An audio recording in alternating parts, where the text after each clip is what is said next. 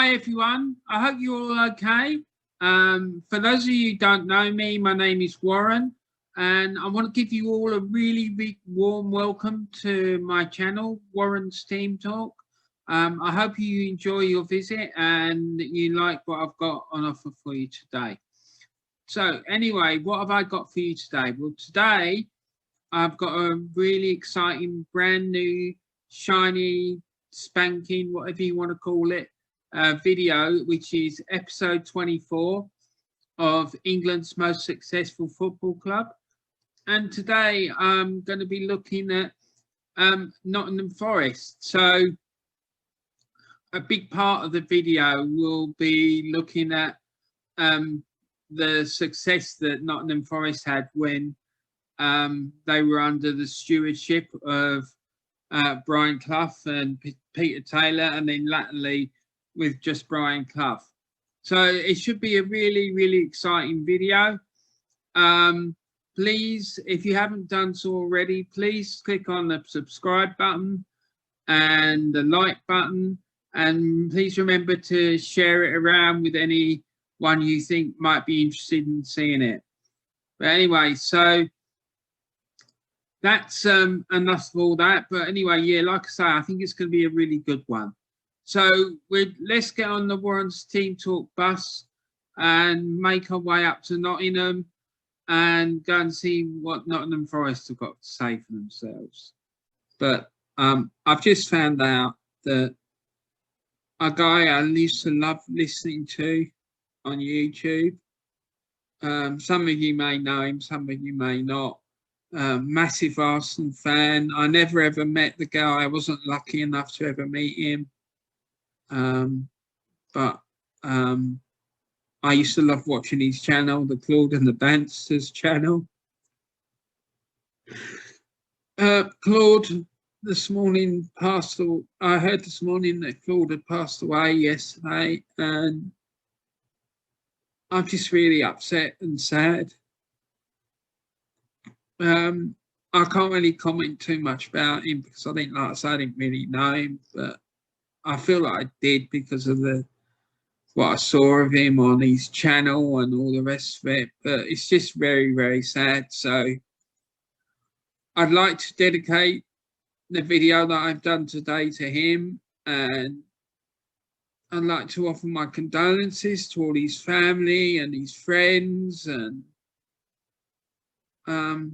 yeah, he was an inspiration for me to start this channel. So, and him and the two boys at the Dancers have given me a lot of support, and I'll always be grateful for that. So God bless you, Claude, and rest in peace, brother, and I'll miss you. Okay, everyone, so we've made it up to Nottingham, to the City Ground with the Warren's Team Talk bus, and we've parked ourselves up. Let's go and have a chat with all the people in Notts Forest and see what they've got to say. So anyway, so what they've told us is that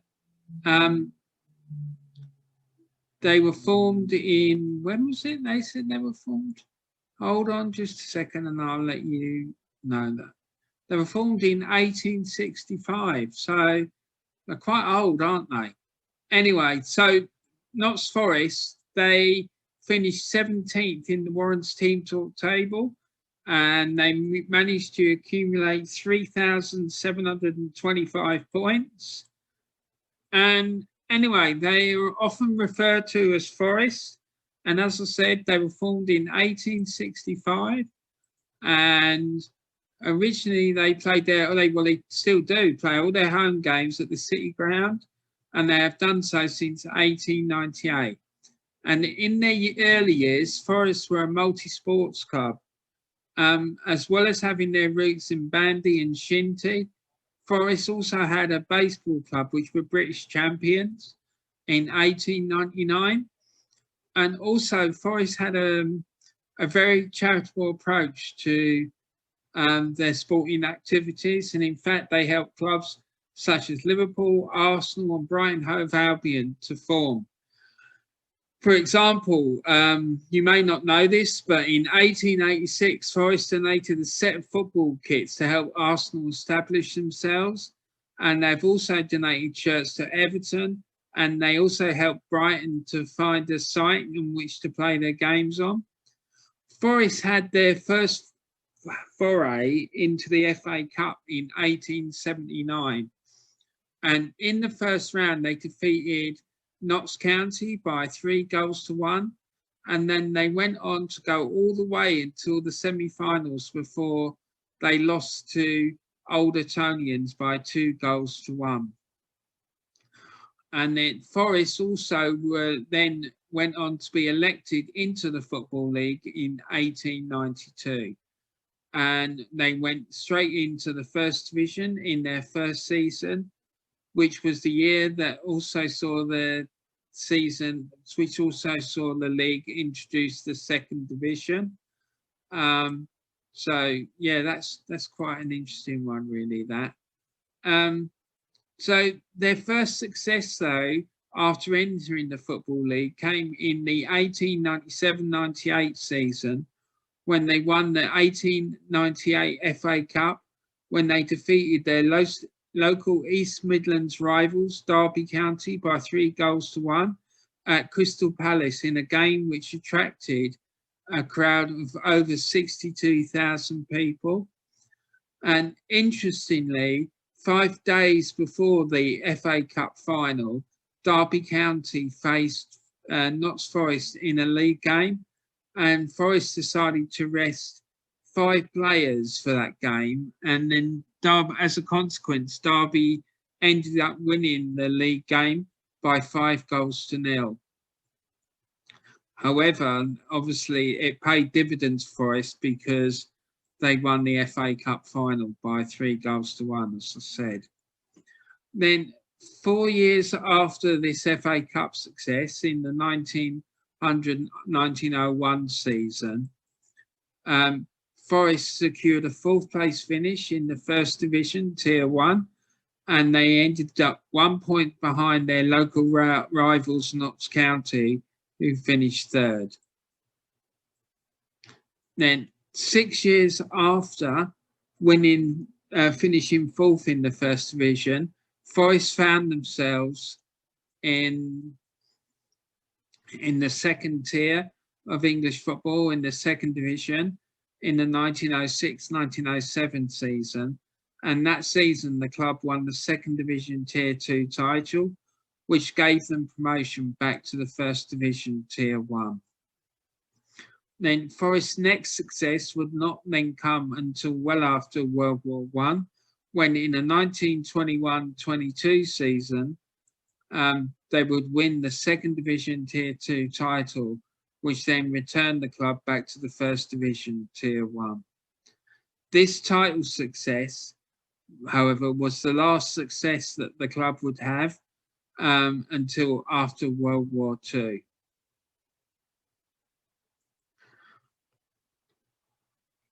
And then Forest then, unfortunately, suffered a relegation in the 1948-49 season, which sent the club into the third division Tier 3, third division South Tier 3, I should say.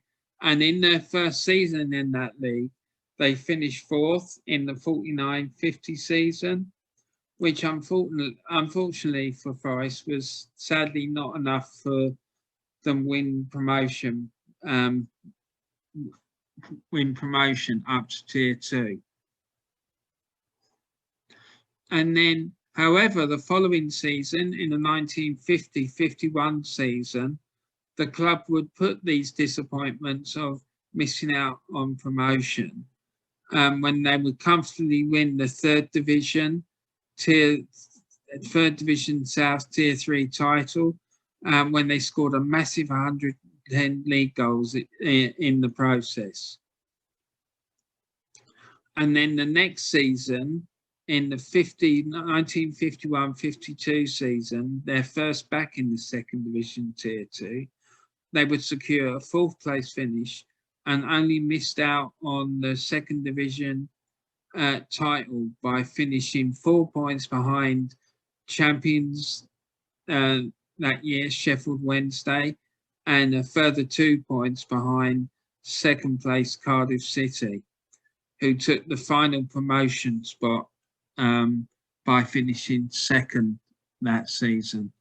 Forest would then repeat this feat 2 years later in the 1953-54 season, when they finished 4 points behind the second division tier 2 champions Leicester City and second placed Everton. 3 years later, in the 1956-57 season, they would make up for the disappointments of narrowly missing out on promotion in the 1951-52 and 1953-54 seasons, when they won promotion back up to the first division tier 1 by finishing second in the second division tier 2, when they finished 1 point ahead of third place Liverpool and 7 points behind tier 2 champions Leicester that season.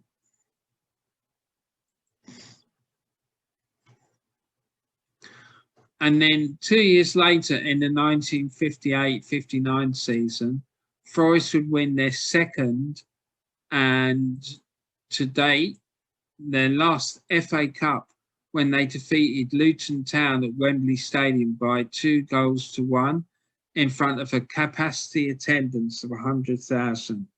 And during their run to the final, they would need 3 attempts to overcome Birmingham City in the 5th round. And finally, in the second replay, they won by 5-0. So yeah, so there you have it. They won the cup final in the end, 2-1 at Wembley Stadium against Luton Town, in front of a crowd of 100,000. In the 1961-62 season, Forest would make their first foray into Europe when they competed in the Intercity Fairs Cup, but unfortunately for Forest, they would be knocked out in the first round rather heavily by Valencia of Spain by 7-1 on aggregate. So that must have been quite a chastening experience for the boys from Forest. And then 5 years after their first European adventure, in the 1966-67 season, they finished second in the first division, tier 2, and that season they only lost 1 league game at home for the whole league campaign. And then the next season, in 1967-68, they entered European competition again, and once again they had an Intercity Fairs Cup campaign. And on this occasion, they reached the second round before being knocked out by FC Zurich of Switzerland on the away goals rule, after the tie ended in a 2-2 draw on aggregate. Then, on the 6th of January 1975, Brian Clough was appointed as manager of Nottingham Forest, which was just 12 weeks after his short stay at Leeds United, which lasted just 44 days. Now, Brian Clough is well known in English football.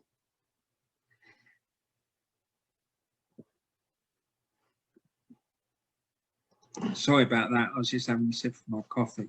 He famously called the Polish goalkeeper in the 1973 World Cup qualifying game at Wembley Stadium between England and Poland a clown.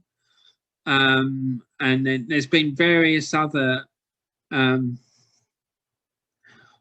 he made various other outlandish comments, or let's just say he was one who liked to speak his mind. And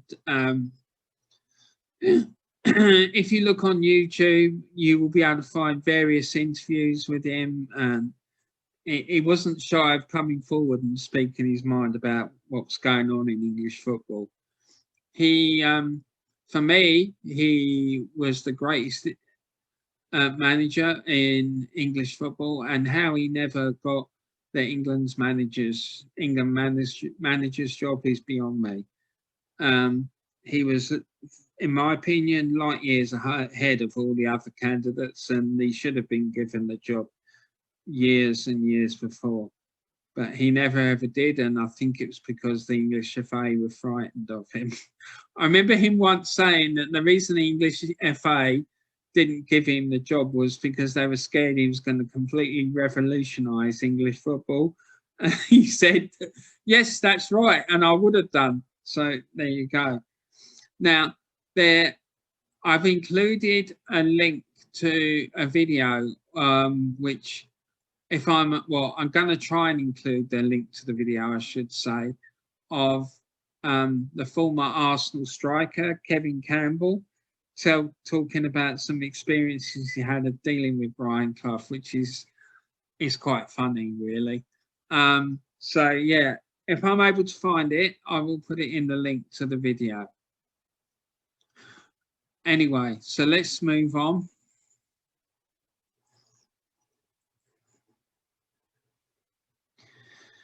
Nine years after their first European adventure the last European adventure in the 1976-77 season, Forest would win promotion to the First Division Tier 1 after they finished third in the Second Division Tier 2. And then the next season, in the 1977-78 season, their first back in the First Division, they remarkably won the First Division Tier 1 title, and they managed only to lose 3 league games all season in the process. Which, when you think about it, it's a remarkable achievement. They got promoted into the First Division and immediately went on and won the league title. I just can't imagine that happening these days, to be quite frank. And then also that season, Forest went on to win the Football League Cup when they defeated Liverpool by 1-0 after a replay, which was played at Old Trafford. The first game had ended in 0-0 draw at Wembley Stadium in front of a capacity 100,000 crowd. And then the replay was won by Forest by 1-0, as I say, which was played at Old Trafford in Manchester and drew an attendance of over 54,000 people. The following season, at the start of the following season, Notts Forest demolished Ipswich Town, the previous season's FA Cup winners, by 5-0 in a game which,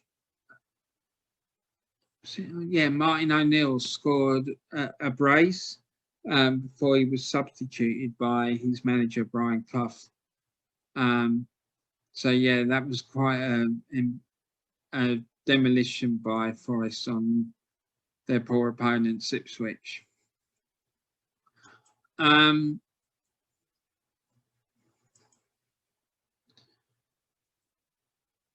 that was, like I say, played at Wembley Stadium in front of a crowd of 68,000.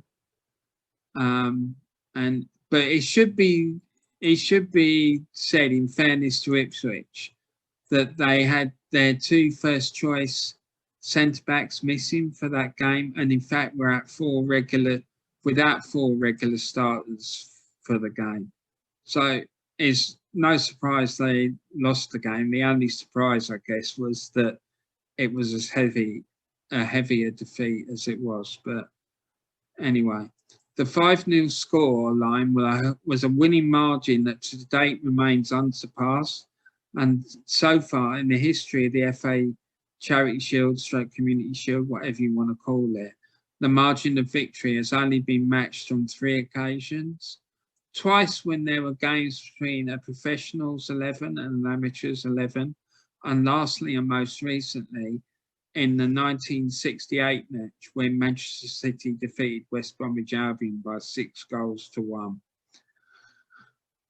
They would end up that season, though, they would end up finishing as runners-up to Liverpool in the First Division, Tier 1, with both clubs enjoying undefeated home league seasons.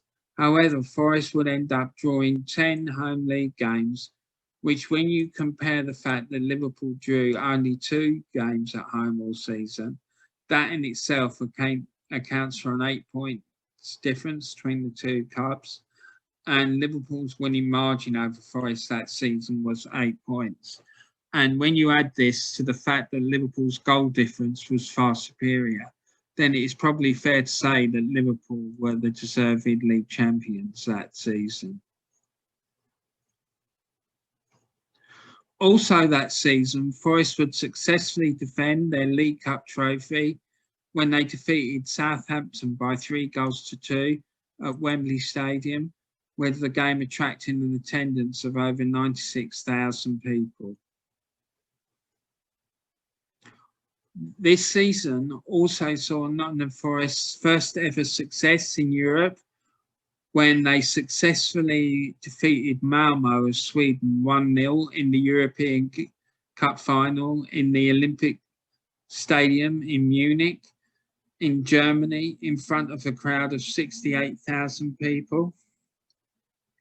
This game was notable for the fact that the winning goal was scored by a certain Trevor Francis, who earlier in the season had been signed by Nottingham Forest in a £1 million deal, which meant he became England's first ever £1 million footballer.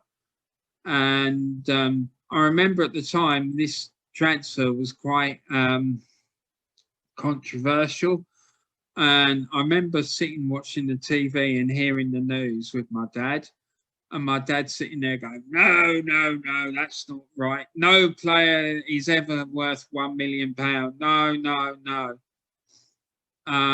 So, yeah, there you go. Different days, different values, I guess, because I dread to think what he'd say about the transfer fees paid these days. Anyway, so moving on. The following season, the 1979-80 season, saw Forest finish 5th in the First Division, Tier 1, 12 points behind champions Liverpool.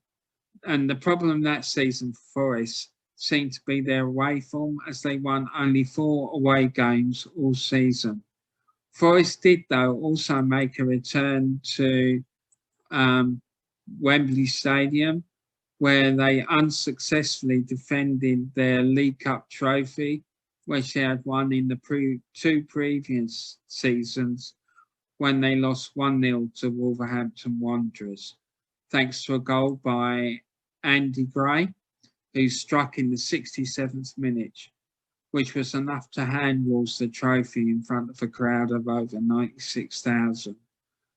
Then in the 1979-80 season, they also saw Forest win the UEFA European Super Cup when they defeated Barcelona of Spain 2-1 on aggregate to take the trophy back to Nottingham.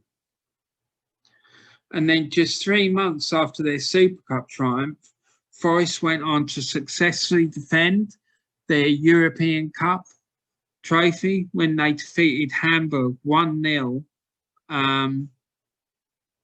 And that Hamburg side that they defeated had in their lineup of Kevin Keegan, who they'd signed from Liverpool earlier. I think it was earlier that season. But anyway, certainly included Kevin Keegan. And the game was played at the Santiago Bernabeu in Madrid and was witnessed by a crowd of over 51,000. This meant that Forest had won the European Cup in 2 consecutive seasons. So that is an amazing achievement. The following season, 1980-81, Forest travelled to Japan to take on South American Copa de Libertadores champions Nacional from Uruguay for the Intercontinental Cup and the title of World Champions. However, unfortunately for Forest, they lost the game by 1-0. So, yeah, that was very unfortunate.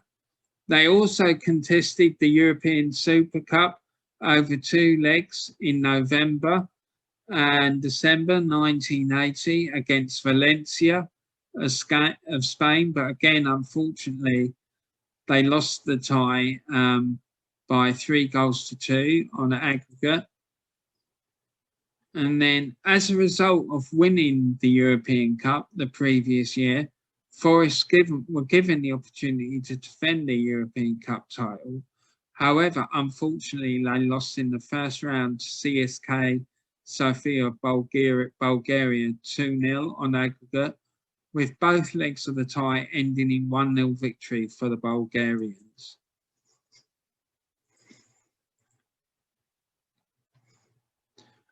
Then 3 years later, in the 1983-84 season, Forest secured a 3rd place finish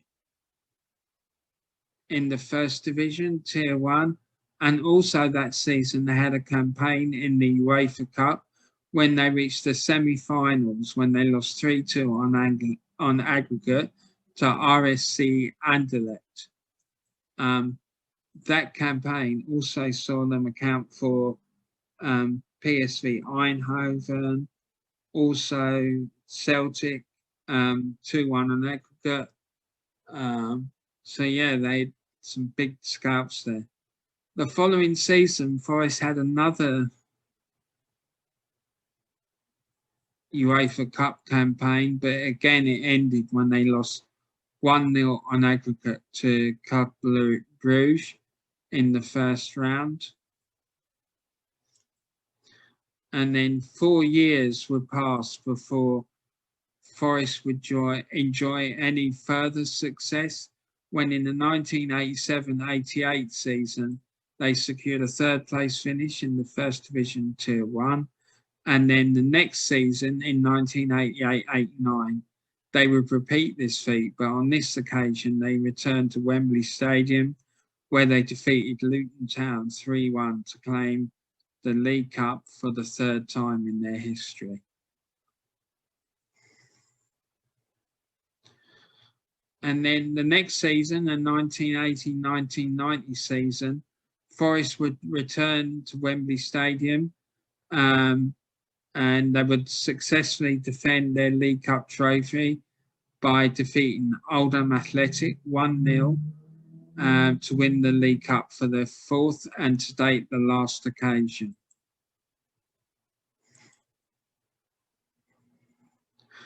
This League Cup victory was followed up the next season in the 1990-91 season, with Forest reaching their first ever FA Cup final under Brian Clough, who, despite all the other incredible success that he had enjoyed as Notts Forest manager, had never ever won the FA Cup. And there were many theories circulating at the time as to why he hadn't managed to do so. Some of these theories were more outlandish than others, but the less said about that, the better. Anyway, sadly for Cloughy and for Forest, this would not be the year where they would break that hoodoo, as they lost the game 2-1 to Tottenham Hotspur, who started the game extremely fastly, and Paul Gascoigne in particular was guilty of 2 horrific challenges in the game. And were it not for the fact that the second challenge that he made meant that he resulted in him being carried off on a stretcher with a serious knee injury or an ankle injury, I can't remember which one it was, but he was carried off in a stretcher and he was out of the game for a long time. And it looked like at one point he may never return. But if it hadn't been for that, I personally believe that he would have. And frankly, I think he should have been sent off.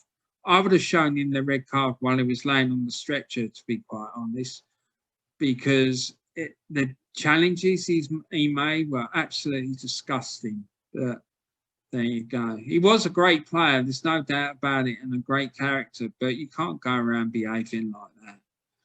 Then, in the 1991-92 season, Clough would lead his Forest side back to Wembley for yet another tilt at the Football League Cup when they came up against Manchester United. But unfortunately for Forest, they lost the game 1-0 to United. The club were then relegated the following season, the 1992-93 season, which was the inaugural FA Premier League season. And as a consequence, Brian Clough and Nottingham Forest sadly parted company in May 1993. And sadly for football, in my opinion, he would never ever return to the dugout.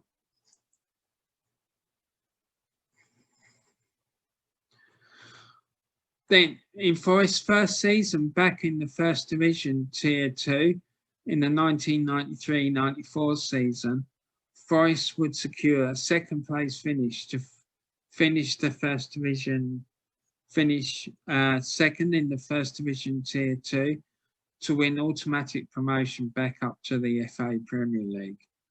And then in their first season back in the FA Premier League, in the 1994-95 season, Forest would finish third, and this third place finish would be enough to see them win entry in the next season's UEFA Cup. And in the 1995-96 season's UEFA Cup campaign would see them reach the UEFA Cup quarterfinals when they were knocked out by German giants Bayern Munich 7-2 on aggregate.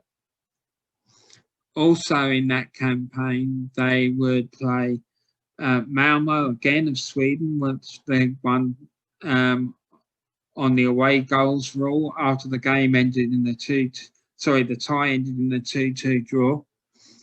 Auxerre of France, which they won 1-0 on aggregate. Lyon of France, which again they won 1-0 on aggregate. And like I say, they ended up losing in the quarterfinals to Bayern Munich of Germany 7-2 on aggregate. Then the following season, in the 1996-97 season, Forest were relegated to the First Division, Tier 2. And then in the 1997-98 season, Forest would win the First Division, Tier 2, to make an immediate return to the FA Premier League, Tier 1. And then the next time after this that Forest would taste any success did not come until the 2006-2007 season, when they found themselves in the third tier of English football in League One. And that season they secured a fourth place finish in League One Tier 3, but they did not win promotion as they lost in the playoff semi-finals 5-4 on aggregate. However, they made up for this disappointment the next season in 2007-2008, when they finished second in League One and won promotion back to the Championship Tier 2.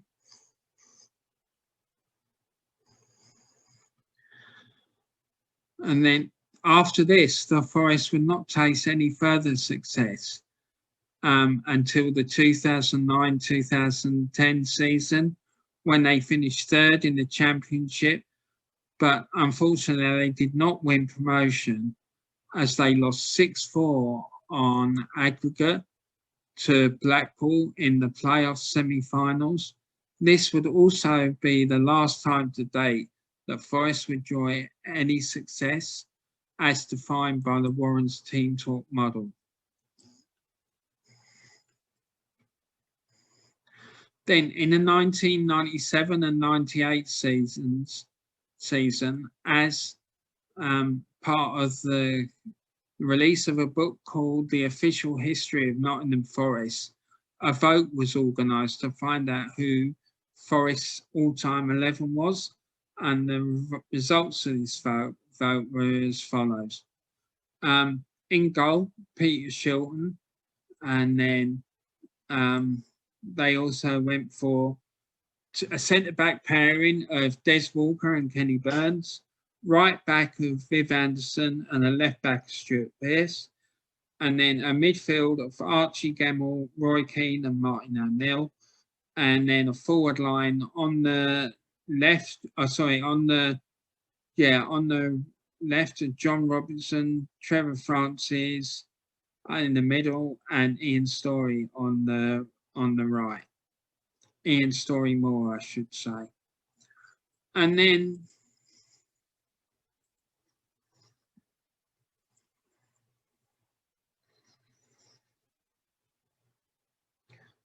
in 2016, Nottingham Forest, as part of their 150 years anniversary celebrations, a further vote was carried out of the club's season ticket holders to find the club's greatest ever 11. And the results of this poll were as follows.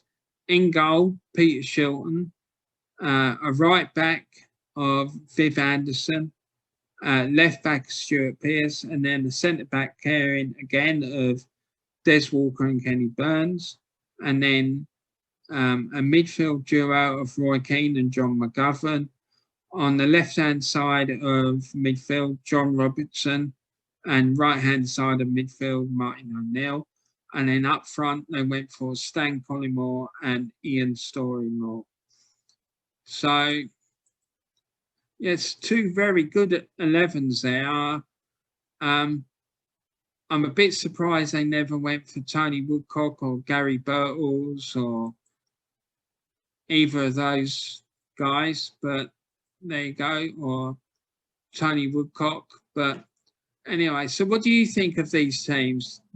Who do you think, which one of the two do you think is the better 11? Or do you have another 11 that you'd like to share? Please put your 11s or views about these two sides in the comments section of the video below. I'll be absolutely delighted to read about any 11s that you think you might have.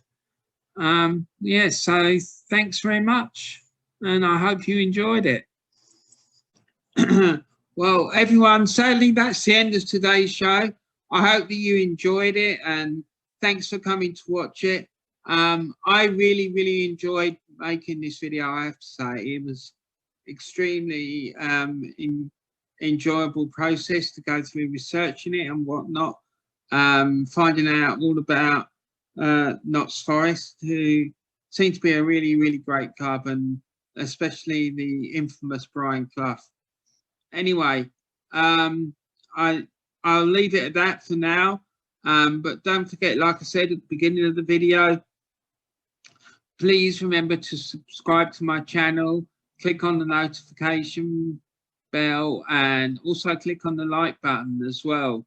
That will really, really help you, and it'll really help me as well. And don't forget, all of this is free, so you don't have to pay for it. So why not, as they say. Anyway, I hope you have a rest of a great day and whatever it is that you're doing. And I'll be back again on Saturday with another video for you. I'm not really sure who the next team is on the list, but hopefully it'll be as exciting for you as what this one was. Anyway, so apart from all of that, though, please remember to take care of yourselves and enjoy yourselves, and please remember to keep talking to each other and supporting each other. And thanks for everything. And like I say, I'll see you all again on Saturday, and take care for now, and until I speak to you then. Take care, everyone. Bye.